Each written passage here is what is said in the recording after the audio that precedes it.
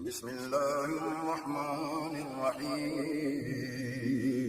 یہ غازی یہ تیرے پر اسرار بندے جنہیں تو نے بخشا ہے ذوق خدائی، دو نیم ان کی ٹھوکر سے صحرا و دریا، دو نیم ان کی ٹھوکر سے صحرا و دریا، سمٹ کر پہاڑ ان کی ہیبت سے رائی، دو عالم سے کرتی ہے بیگانہ دل کو، دو عالم سے کرتی ہے بیگانہ دل کو، عجب چیز ہے لذت آشنائی۔ اللہ رب العالمین ہی ہر قسم کے گنگان، حمد و مدح، تشکر کے سبھی الفاظ و کلمات اسی رب دو جہاں کے لیے لائق اور زیبا ہے۔ اللہ رب العزت کے سبھی پیغمبروں، نبی اور رسولوں کے اوپر درود و سلام ہوں، خاص طور پر آخری نبی محمد ابن عبداللہ کے اوپر۔ اللہم صلی علی محمد وعلی آل محمد کما صلیت علی ابراہیم وعلی آل ابراہیم انک حمید مجید۔ اللہم بارک علی محمد وعلی آل محمد کما بارکت علی ابراہیم وعلی آل ابراہیم انک حمید مجید۔ آج کا یہ خطبہ جمعہ معنون ہے اللہ کا تقوی اور خشیت، اس کے ثمرات، نتائج اور فوائد۔ حقیقت میں ایک مسلمان کی زندگی اس بات کا متقاضی ہے، مطالبہ کرتی ہے، تقاضا کرتی ہے کہ وہ اپنی پوری زندگی کے تمام نشیب و فراز کے ایک ایک منٹ، ایک ایک سیکنڈ، ایک ایک لمحہ، ایک ایک لحظہ کو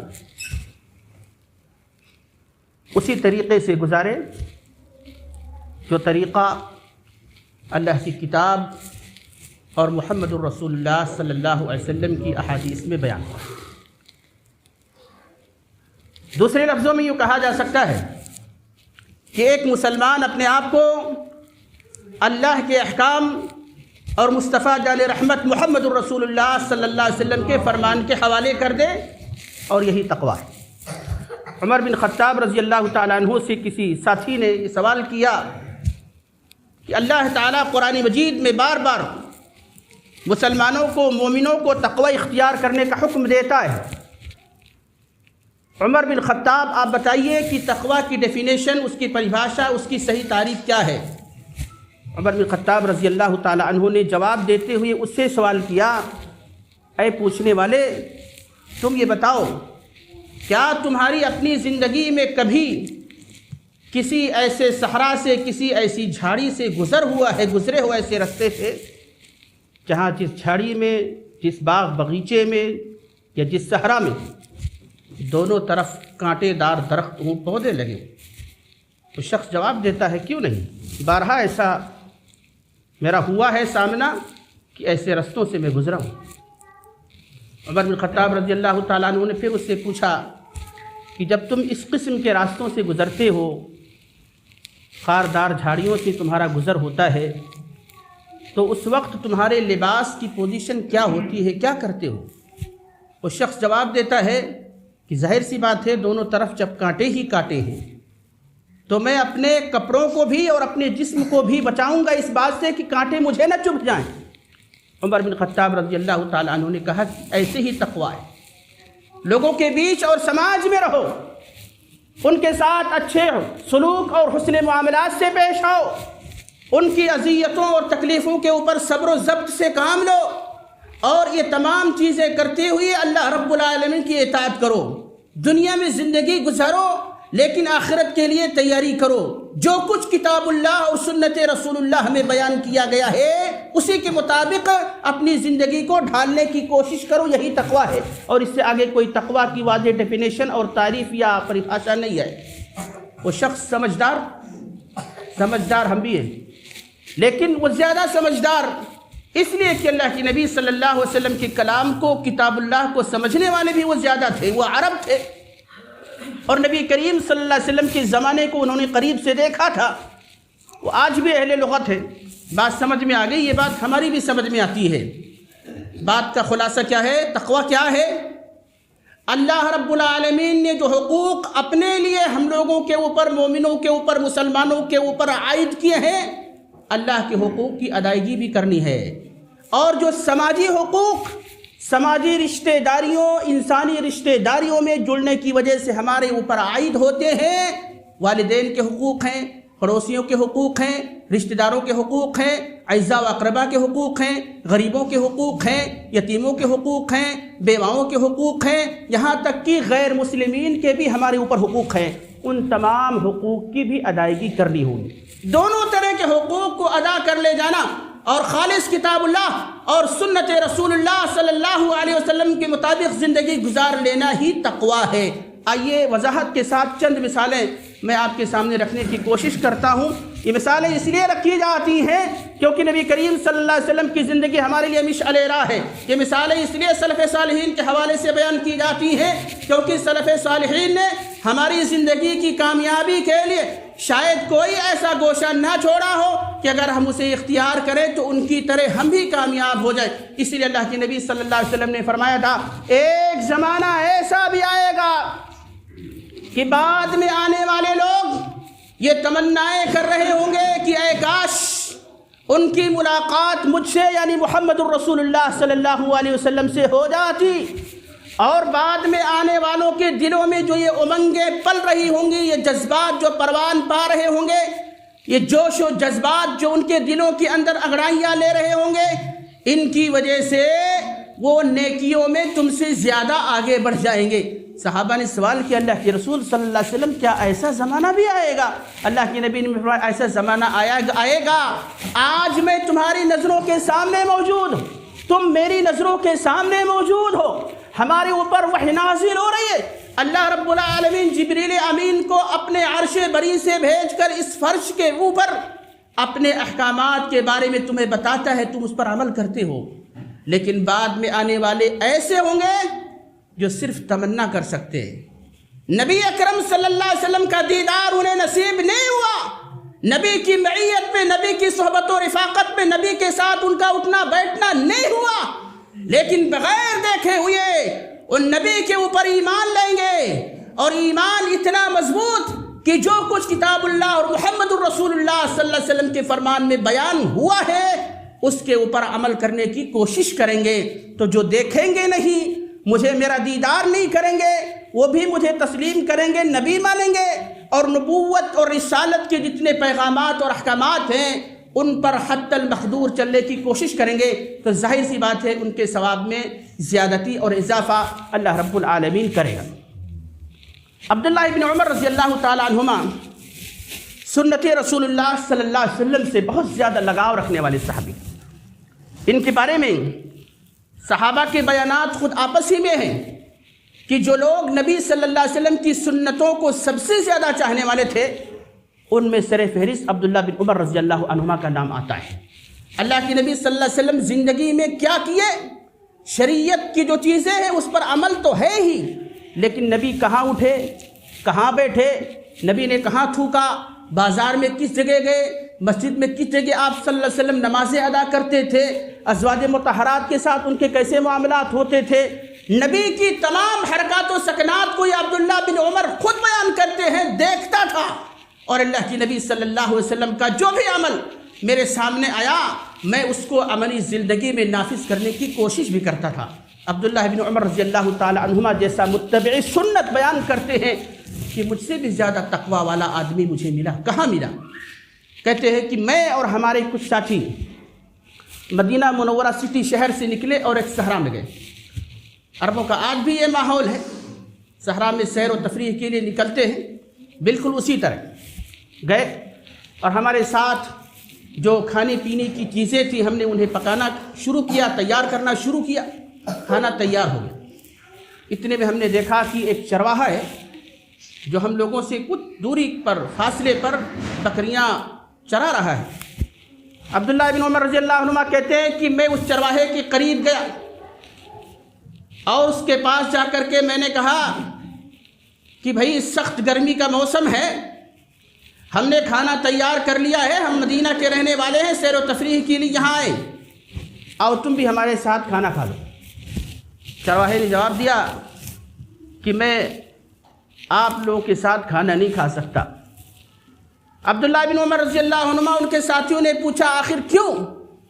کئی بار یہ سوال کیا تو اس شخص نے، چرواہے نے جواب دیا، غریب شخص نے کہا اگر اصرار ہی ہے، جواب چاہتے ہو تو بات یہ ہے کہ میں نے آج روزہ رکھا ہے، میں روزے کی حالت میں، اس لیے میں کھانا نہیں کھا سکتا۔ عبداللہ ابن عمر رضی اللہ عنہ کہتے ہیں ہمیں بڑا تعجب ہوا، ہم مدینے سے سیر و تفریح کے لیے آئے، ہم نے کھانا تیار کیا، اتنی سخت گرمی اور یہ غریب آدمی بکریاں بھی چرا رہے، اور بکریاں چرانے کی حالت میں جواب اس کا یہ ہے کہ وہ روزے کی حالت میں ہے۔ کہاں اس کا تقویٰ اور کہاں ہمارا تقویٰ؟ کہ ہم واپس چلے گئے۔ واپس جانے کے بعد عبداللہ بن عمر رضی اللہ عنہ بیان کرتے ہیں کہ میرے دل میں یہ خیال آیا کہ یہ روزہ دار بندہ ہے، آگے اس کا مزید ہم امتحان لیتے۔ اگلی بار گئے تو کہا کہ او چرواہے، بکریوں کے چرانے والے اللہ کے بندے، اتنی ساری بکریاں تمہارے ساتھ ہیں، ان میں سے ایک بکری تم ہمیں دے دو، ہمارے حوالے کر دو، اس لیے ہمارے حوالے کر دو تاکہ ہم ان کا گوشت بنائیں گے، اور تم نے بھی روزہ رکھا ہوا ہے، تم آنا ہمارے ساتھ روزہ افطار کر لینا۔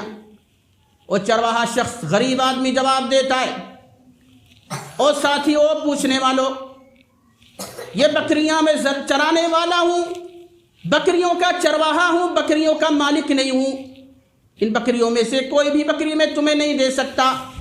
عبداللہ بن عمر رضی اللہ عنہ نے کہا کیوں نہیں دے سکتے؟ کہا اس لیے کہ یہ بکریاں میری نہیں ہیں، میرے مالک کی ہیں۔ عبداللہ بن عمر رضی اللہ عنہ نے کہا مدینے سے اتنی دوری کے فاصلے پر تم بکریاں چرا رہے ہو، یہاں پر تمہارا مالک تو دور دور نظر نہیں آ رہا ہے، تمہارے مالک کو کانوں کان خبر نہیں ہوگی۔ اس چرواہے شخص نے کہا این اللہ، این اللہ، این اللہ، اللہ کہاں ہے، اللہ کہاں ہے، اللہ کہاں ہے؟ اگر ان بکریوں میں سے کچھ بکریاں میں تمہارے حوالے کر دیتا ہوں، تمہارے گوشت اور سالن میں سے میں بھی کھا لیتا ہوں، یہ خیانت ہوگی، میرا مالک نہیں دیکھ رہا ہے۔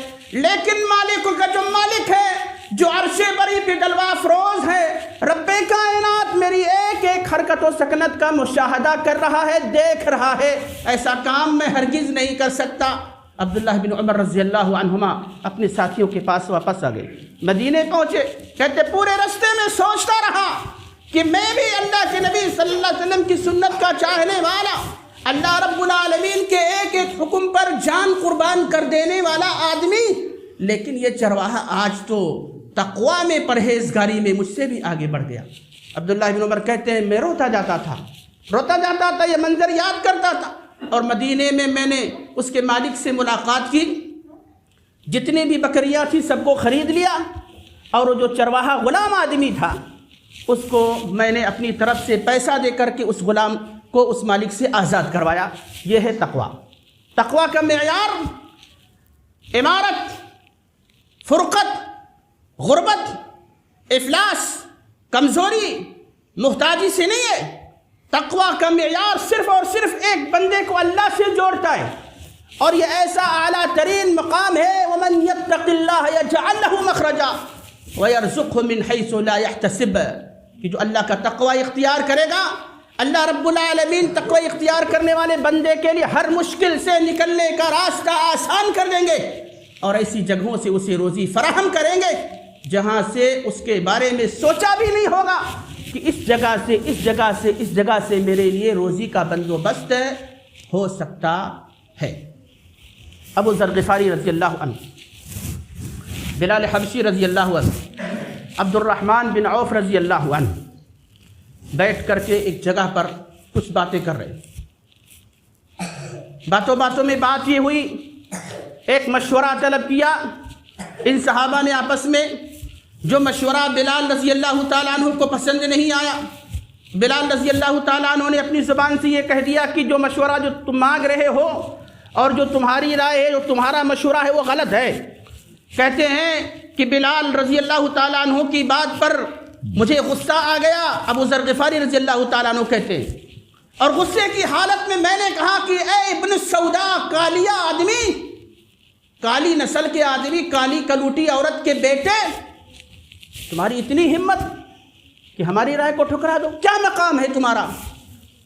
بلال حبشی رضی اللہ تعالیٰ عنہ کی اس بات سے تکلیف پہنچی، وہ اللہ کے نبی جناب محمد رسول اللہ صلی اللہ علیہ وسلم کے پاس پہنچے، اپنا قصہ اور داستان سنائی کہ اللہ کے نبی آج میرے ساتھ چند لوگوں نے، خاص طور پر ابو ذر غفاری نے بدتمیزی کی ہے، بدسلوکی کی ہے۔ نبی اکرم جناب محمد الرسول اللہ صلی اللہ علیہ وسلم نے معاملے کو، واقعے کو غور سے سنا۔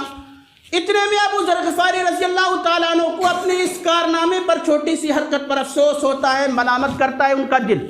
وہ بھی نبی کریم صلی اللہ علیہ وسلم کے دربار میں پہنچے، آپ کی خدمت میں حاضر ہوئے۔ اللہ کے نبی صلی اللہ علیہ وسلم نے ان کو دیکھتے ہی فرمایا، اے ابو ذر غفاری، انک امرؤ فیک الجاہلیہ، ایسے آدمی ہو تم کہ آج تک بھی تمہارے اندر سے زمانے جاہلیت کی عادتیں نہیں گئیں، جاہلیت کی بو تمہارے اندر ابھی بھی برقرار ہے۔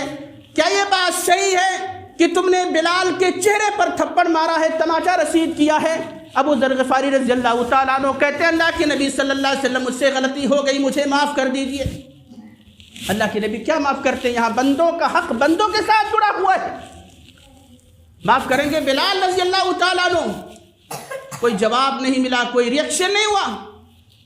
کہتے ہیں ابو ذر غفاری رضی اللہ تعالیٰ عنہ کہ میں بلال کے پیچھے ہو لیا، جس رستے سے وہ جا رہے تھے ان کو روک کر کے میں نے کہا کہ اے بلال، مجھ سے بہت بڑی بھول ہو گئی، غلطی ہو گئی، تمہاری بات پر مجھے تمہیں برا بھلا نہیں کہنا چاہیے تھا، اور تھپڑ مارنا تو دور کی بات ہے۔ یہ جملہ کہا اور زمین کے اوپر لیٹ گئے اور کہا کہ اے بلال، جب تک تم ابو ذر کے چہرے پر کھڑے نہیں ہو جاتے اور اپنا پاؤں میرے چہرے پر ابو ذر غفاری کے چہرے پہ رگڑ نہیں دیتے، اس وقت تک میرے اس گناہ کی معافی نہیں ہو سکتی، میں ایسا سمجھتا ہوں۔ بلال رضی اللہ تعالیٰ عنہ کہتے ہیں کہ اس چہرے پہ کھڑا ہونے کی مجال مجھے کہاں ہے جو چہرہ اللہ کے لیے سجدہ ریز ہوتا ہے۔ ابو ذر غفاری رضی اللہ تعالیٰ عنہ اصرار کرتے رہے۔ بلال رضی اللہ تعالیٰ عنہ نے کہا کہ بھائی ایسی کوئی بات نہیں ہے، ہو جاتا ہے ایسا، میں نے تمہیں اللہ کے واسطے معاف کیا ہے۔ یہ ہے تقویٰ۔ تقویٰ حضرت ابو ذر غفاری رضی اللہ تعالیٰ عنہ کے دل میں پیدا ہوا، گناہ کا احساس ہوا، اور احساس کرتے ہوئے گناہ کے تدارک کے لیے یہ بھی بلال رضی اللہ تعالیٰ عنہ کی طرح اللہ کی نبی صلی اللہ علیہ وسلم کی خدمت میں حاضر ہو۔ حضرت عمر بن خطاب رضی اللہ تعالیٰ عنہ کے حوالے سے ایک بات نقل کری جاتی ہے۔ عمر بن خطاب رضی اللہ تعالیٰ عنہ مسجد نبوی میں چند لوگوں کے ساتھ ایک حلقے میں بیٹھے ہوئے، اچانک ایک شخص آتا ہے اور کہتا ہے، ویل لک یا عمر من النار، اے عمر، اپنے آپ کو جہنم کی آگ سے بچانے کا بندوبست کرو، تمہارے لیے تباہی، ہلاکت اور بربادی ہے۔ ساتھ میں جو لوگ بیٹھے ہوئے تھے انہیں بڑا تعجب ہوا۔ وہ شخص قریب آیا، عمر بن خطاب رضی اللہ تعالیٰ عنہ نے پوچھا کہ آخر بات کیا ہے؟ عمر کے لیے تباہی، ہلاکت، بربادی ہو کیوں آخر؟ وہ شخص کہتا ہے کہ تم نے ایک شخص کو مصر کا گورنر متعین کیا ہے، لیکن کیا کبھی اس کے پیچھے اس کی جانچ، تفتیش، تحقیق بھی کی ہے وہ کس طرح سے لوگوں کے ساتھ معاملات کرتا ہے؟ عمر بن خطاب رضی اللہ تعالیٰ عنہ نے 2 انصار صحابہ کو مصر بھیجا، وارنٹ جاری ہوا، کہا اس کو مصر کا جو حاکم ہے، گورنر ہے، اسے گرفتار کر کے لاؤ۔ یہ دونوں انصار صحابہ مصر پہنچتے ہیں اور اس گورنر سے ملاقات کرتے ہیں۔ گورنر نے پہلے تو ملنے سے ہی انکار کر دیا، دربان سے کہا کہ ابھی ہمارے ملنے ملاقات کا وقت نہیں ہے، بعد میں آنا۔ ان دونوں انصار صحابہ نے کہا کہ ہمیں خلیفۃ المسلمین عمر فاروق نے بھیجا ہے، اور تمہارے یہ آدمی اندر سے کہتے ہیں ابھی تمہارے پاس ملنے کے لیے وقت نہیں ہے۔ یا تو یہ مصر کا گورنر خود ہی نکل کر کے اپنے دروازے پہ حاضری دے، یا تو پھر ہم اس گورنر کے دروازے کو آگ لگا دیں گے۔ یہ بھی کہا جاتا ہے ایک انصاری آگ لے کر کے آگے بھی بڑھے۔ وہ شخص، وہ جو مصر کا حاکم تھا، وہ نکلا، آگے آیا، کہا کیا بات ہے؟ کہا بات کچھ نہیں ہے، ہم بات نہیں جانتے، خلیفۃ المسلمین نے حکم دیا ہے تمہیں گرفتار کرنے کا، ہم گرفتار کرنے آئے، مدینہ چلو۔ گورنر آدمی کہا کچھ تو مہلت، تو کہا مہلت کا ہم کہاں دے سکتے ہیں، مہلت امیر المومنین نے دینے سے انکار کیا۔ کہا اپنا لباس تو ٹھیک ٹھاک کر لو۔ کہا لباس ٹھیک ٹھاک کرنے کی کیا ضرورت، مجرم آدمی ہو، وارنٹ جاری کیا ہے، فرمان ہے، اس کے اوپر عمل کرنا ہے۔